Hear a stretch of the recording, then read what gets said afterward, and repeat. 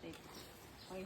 Gaya ng binilin ko kahapon, huwag nyo nang intindihin yung putik, itapak nyo ng maayos yung paa nyo, iwas tayo sa injury. So expect nyo na yan.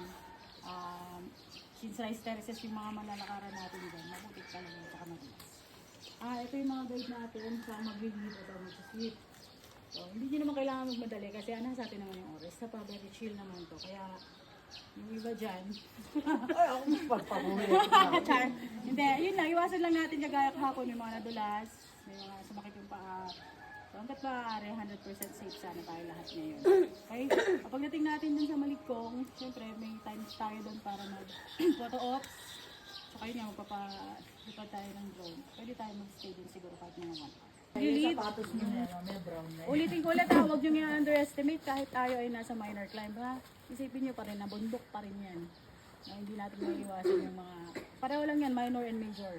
Same lang ng mga trails yan. Hindi lang siya ganun. Yung difficulty lang niya, hindi ganun kagaya ng major. Pero bundok pa rin yan. I don't underestimate the mountains. In the age of Father, Son, God, Spirit, Angel of God, our guardian dear, to whom its love and justice here, ever this day be at our side, to light and guide, to rule and guard, and glory be to the Father, to the Son, and to the Holy Spirit, as it was in the beginning, is now, and ever shall be, world without end. Amen. In the name of the Father, and of the Son, and of the Holy Spirit. Amen. Amen. Okay. And guys, kakatapos lang ng orientation. Kasama to, part ng pag-hike to, yung orientation briefing bago umakit ng bundok. Tapos prayer, syempre. Okay, start na yung trek. Going to Copapay. And tingnan nyo yung mga outfit ng mga kasama ko. Yan. Syempre, outfit ng organizer. Kala mo joiners din lang. Kala mo joiners lang din outfit ng organizer. Pormadong pormado.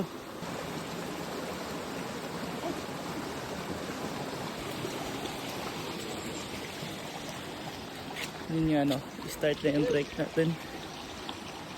And place here in Copapay, starting yung trekking in Copapay. And here in Palayan.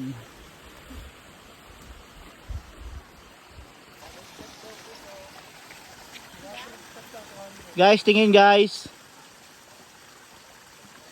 Okay. Baka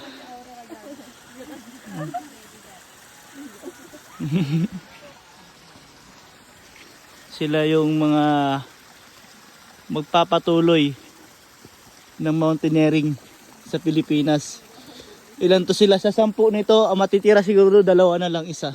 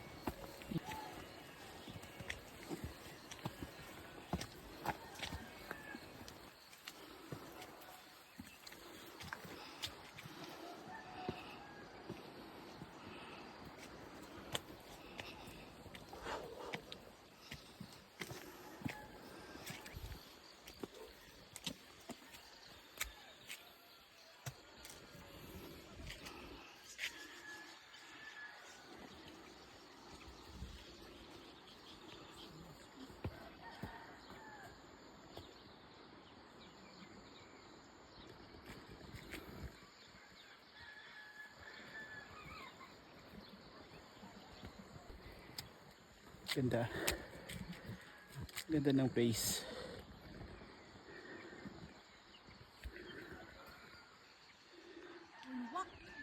Ha?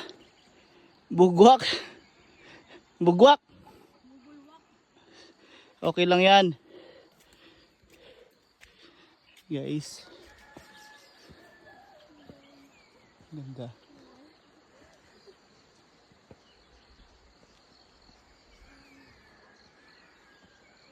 Diba?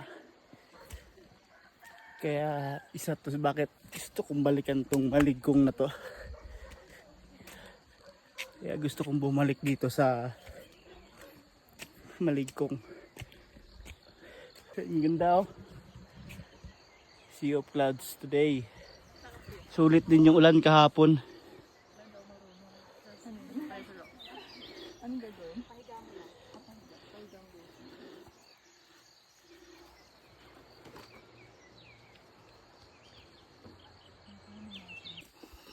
And another house here.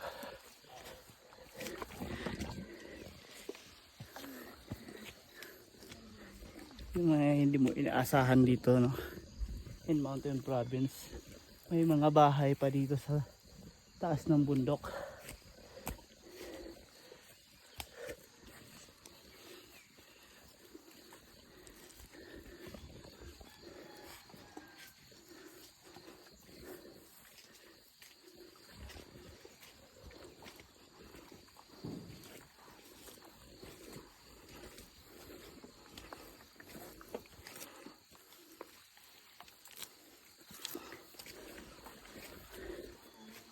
Sa kabila. Saan? Ay, dito. Saan?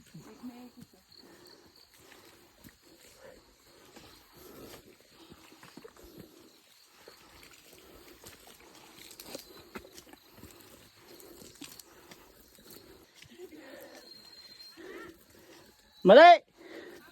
Tama, babae ka eh. Si, tama ka.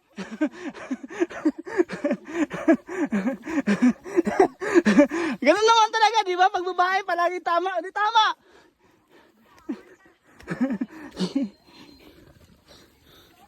What the fuck? Ang ganda ng Sea of Clouds.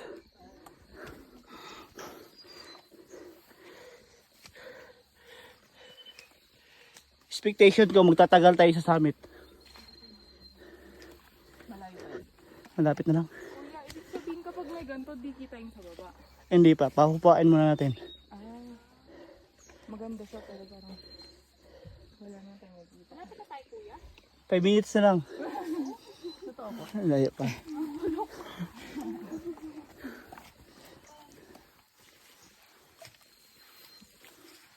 Kunti na lang naman, mga siguro, estimated ko mga sa lakad natin 10 minutes.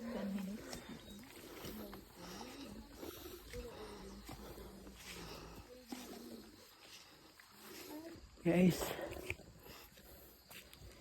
after 4 years at 5 years, nakabalik dito sa Kupapay.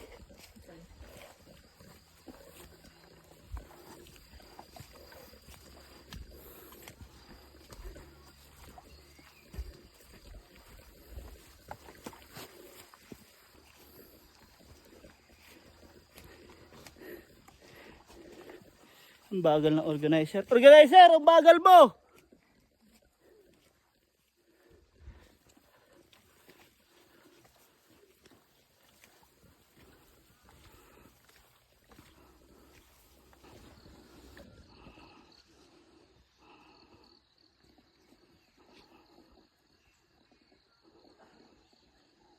Hey guys, nagubad muna tayo ng jacket.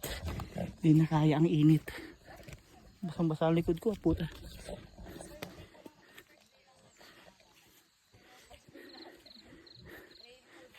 Guys,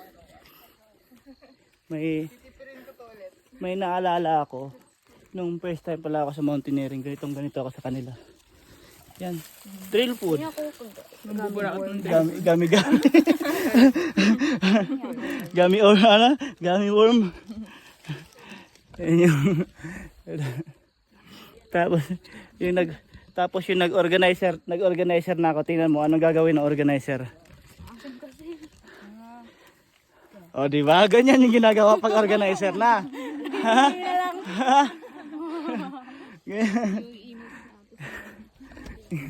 Ganyan yun. Yung baguhan pa lang sa mountaineering, nagdadala ng trail food. Tapos yung organizer ka na yun, ginagawa ni Sam, nanghihingi na lang.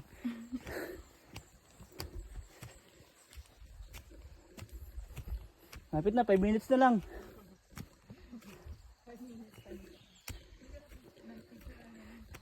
Sila yung nasa sweep. Ibig sabihin, nasa hulihan sila.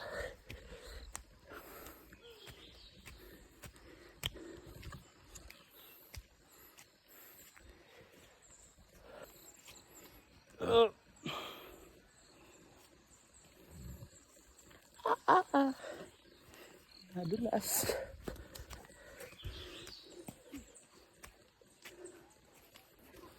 I think 20 minutes na ako naglalakad.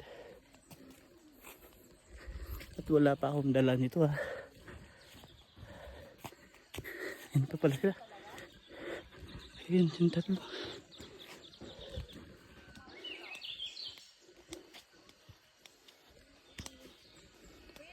Oh. Pakiramdaman nyo lang sarili nyo, babae kayo eh.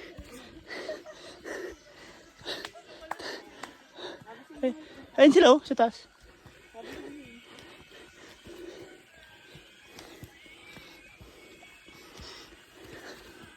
Pag babae, pakiramdaman yung sarili nyo kasi palagi kayong tama eh.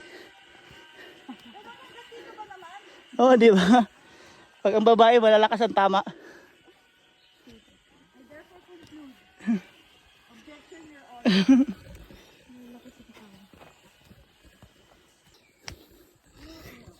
Diba?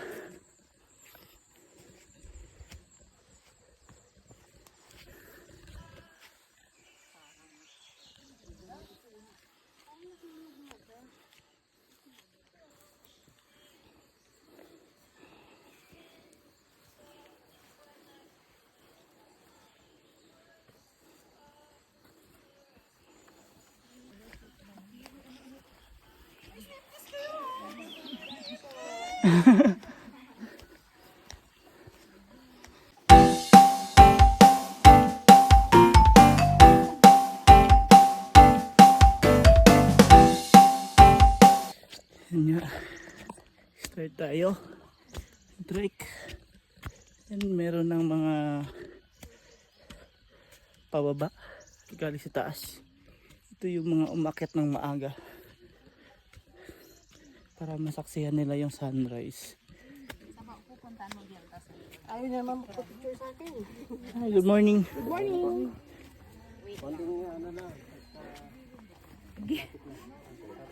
Kaya po? Grabe. Dito kayo daman-daman. Mas mabato dito sa kabila. Yan. Kaya minsan ako nag-isa lang magdaglalakad. Tapos nakakain ka lechon manok. Nakain ka crispy pata. Wala ka rin kumain. Wala rin. Lolo ko na yung sakit.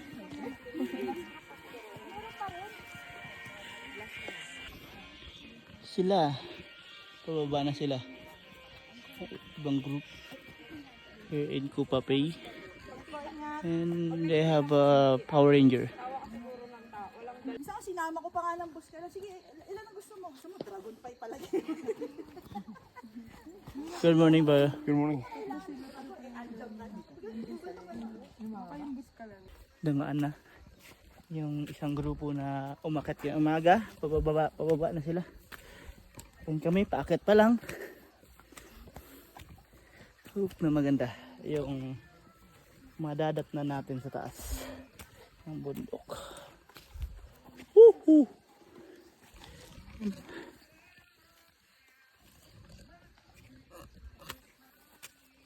Okay lang ba? Guys? Yung sinasabing don't underestimate the mountain. Diba? Kahit minor lang yan, pero nakakapagod pa rin.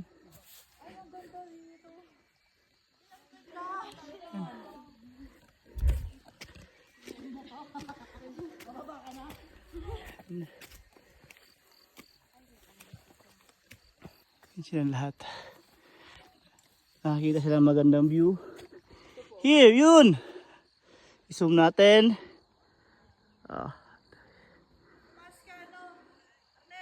Oh. Yes, Mada. Ang hirap maging mountaineer. Gusto mo yan eh. Sabi ko sa bahay na lang ako eh. O, iba naman doon.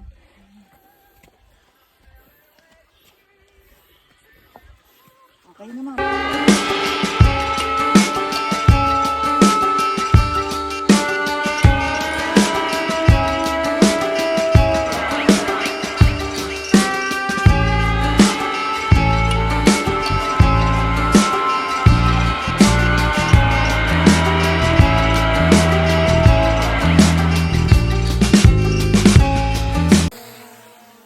Yun. Pinalipad na nga ang drone para sa magandang marketing.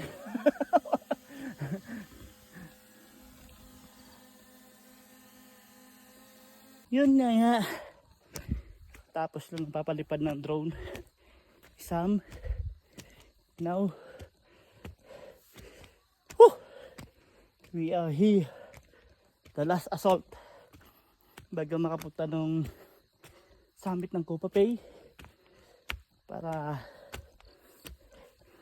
madatnan natin yung ganda ng rice terraces dito sa Maligkong Kopapay, Buntok Mountain Flowers. Oh! Hiningal na ako.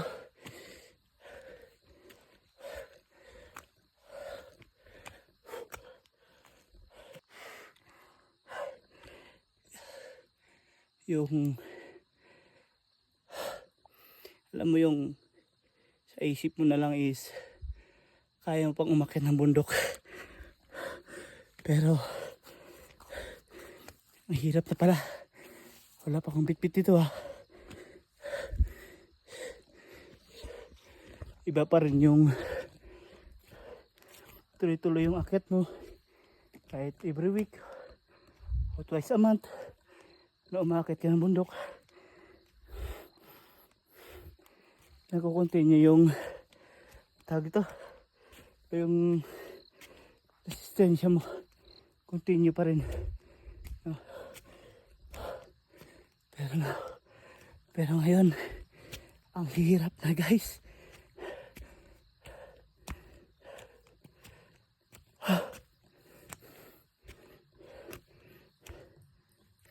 Tagal kong hindi umakyat. Tapos matanda na.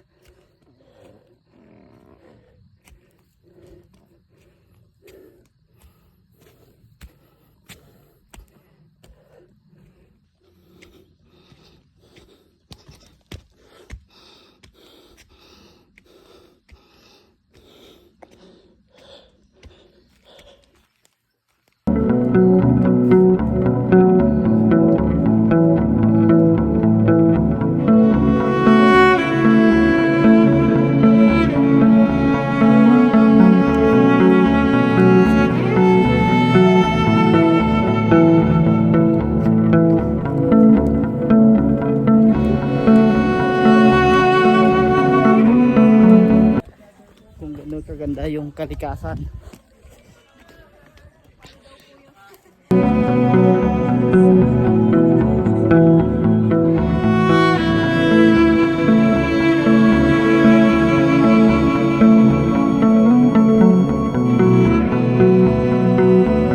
Ayun na, guys, andito na tayo sa Mount Kopapay. Dito na rin tatapusin kasi lobat na yung cellphone ko. Baboys!